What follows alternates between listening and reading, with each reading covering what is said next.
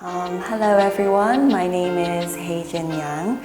I'm the translation editor for Korean to English translations here at Baron Media. It's nice to meet you.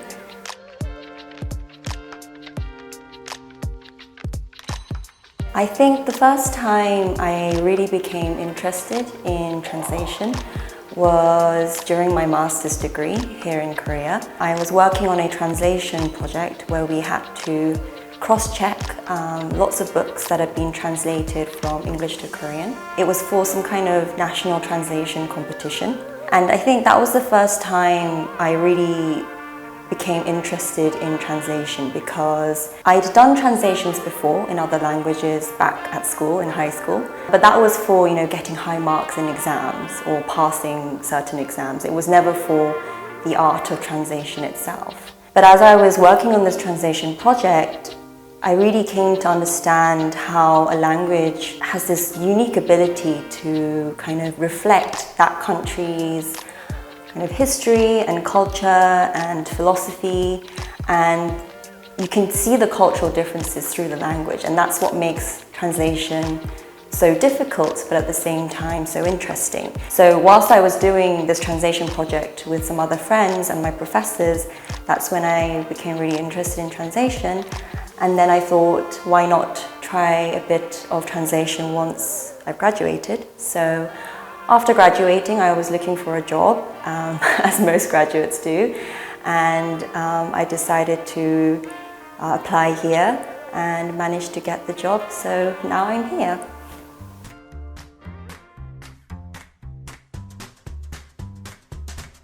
Yes, so I've been working on dubbing scripts recently, particularly for animations.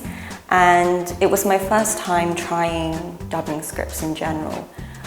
I personally find it a lot more fun than just subtitles or translations of other documents. I think some of the most attractive points about dubbing is the fact that there are a lot more rules, which sounds paradoxical because that might make things less interesting, but for example, you have to ensure that the translated dialogue is similar in length to the Korean dialogue. And not only that, you have to ensure that if the character pauses, so if their mouth stops moving in the video, your dialogue also has to reflect that. So there's a lot more kind of restrictions, and there are a lot more rules that you have to follow. But I think that those kinds of restrictions and those kinds of rules are actually what makes dubbing so interesting, because it forces you to be creative within the boundaries you are given, and therefore you get to play around with the content in front of you, and you have to be much more creative and adventurous with the way you think or the way you approach the content. So that's why I really enjoy dubbing. You also get to kind of act out the lines, because in order to check that the dialogue length is actually similar, the best way to do that is to actually speak the lines out loud and act them out. So you get to try your hand at a bit of acting as well. In terms of the more difficult aspects of dubbing, I think it's to do with the fact, and this is more specific perhaps to Korean to English dubbing scripts, but because Korean is a very compact language, there's a lot of meanings in just single words or even single characters. It's a lot harder to kind of unravel that in English within a set time limit or within a set dialogue length. And that's quite challenging sometimes, because you want to get across the same meaning that you have in the original Korean, but sometimes it's just really difficult because you simply don't have the seconds to do that. It's also another challenge, I think, is trying to ensure that the dialogue you translate reflects the character. If you have a child character who is like 5 years old, they're not going to speak in the same way as a character who is, an employee at a business company at the age of 36, right? They're going to speak differently. So trying to make sure that the dialogue reflects the character in front of you, and making sure that your own speaking style doesn't kind of pervade into that, I think is important, but also quite difficult to achieve.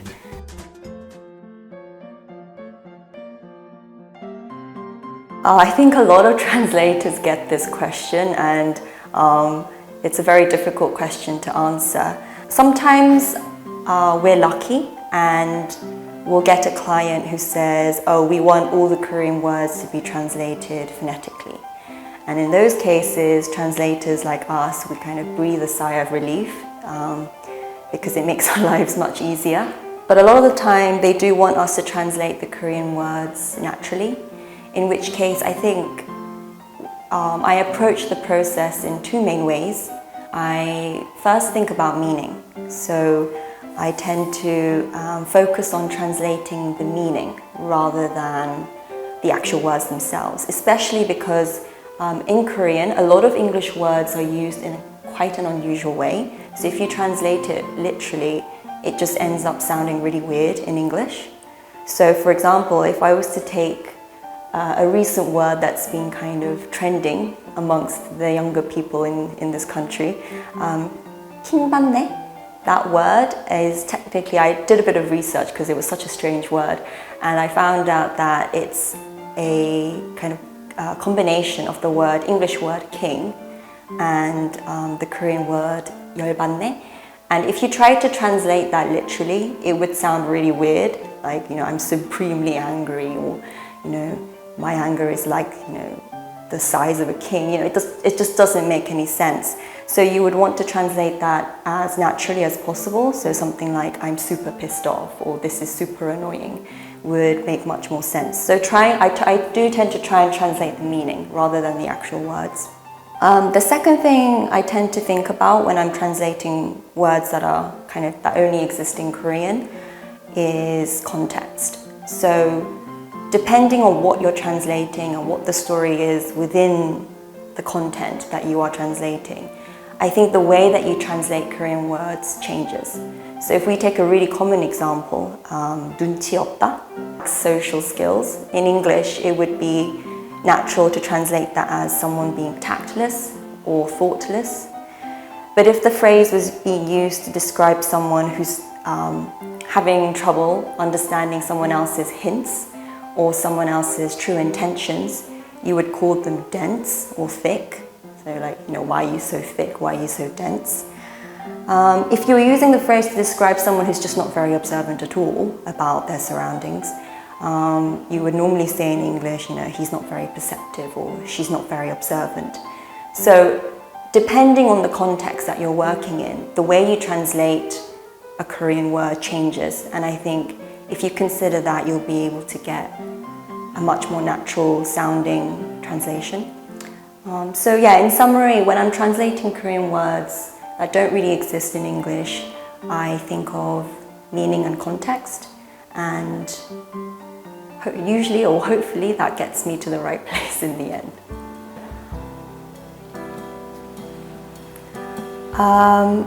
Generally, I tend to look for, you know, as an editor, we look for things like accuracy of translation, we look for, you know, awkward sounding expressions, writing style, making sure that the translations adhere to specific guidelines and rules. But more specifically, when I'm doing my job, I find that there are two main things that I tend to edit a lot. One is expression. So that arises from translators trying to maintain the original translation, the original kind of content, without losing any of the words. So in other words, basically what I'm saying is I fix literal translations. So there is a tendency to translate things literally, and if you do that, yes, you can maintain the meaning of the Korean very accurately, but usually that results in a certain awkwardness with the English. So I tend to fix a lot of kind of awkward sounding expressions. But I think that issue is a difficult issue in itself. You know, where are the boundaries between maintaining a translation that is super accurate to the original, or do you go for the translation that's much more natural? So I think finding a balance between that is quite difficult, and I suppose that's my job. And yeah, so that's the first thing that I tend to fix. The second thing that I also find is that As I've kind of already mentioned with Korean, there are a lot of nuances within words in Korean, and it's exactly the same in English. So in English, one word can have a lot of different nuanced meanings. So for example, recently I was looking at a document that used a lot of words such as disappointed and despairing, and they all mean different things. So the word disappointed would mean to feel let down by something, whilst to despair would mean to feel kind of hopeless or desperate. And another word that some people confuse with those two would be discouraged, and that usually means to kind of lose confidence or to lose enthusiasm for something. So although they may all sound really similar, and they certainly look similar, they all have different meanings. To give you kind of another example, the words unreadable and illegible, they're quite confusing because they both mean something that's not clear enough to read. But at the same time, unreadable has a second meaning. It means something that's too difficult or too boring to be worth reading. So that's quite different to the first meaning. So knowing those nuances is really important when translating. Another example I can think of is uninterested and disinterested. So again, they both mean to not be interested in something. But whilst uninterested means literally I'm not interested, disinterested has a second meaning, and it can mean to be impartial or to not be biased. So again, it has this different nuanced meaning. So a lot of the time as an editor, I find that these words are used slightly incorrectly, and that I have to kind of double check these different nuances in the meaning in order to achieve the most accurate and natural sounding translation. But yeah, apart from that, it's mainly to do with just accuracy and sticking to guidelines.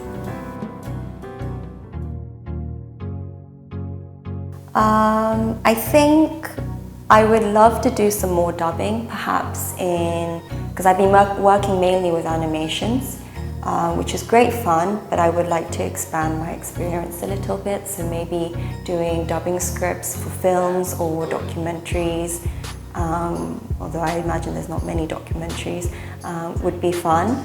I also, as a foreigner living in Korea, I also really like Korean entertainment shows and Korean dramas and things like that. So doing subtitling or translation of scripts for those kinds of areas would be good fun. But yeah, I'm enjoying the job I'm doing now, and I hope things keep going well.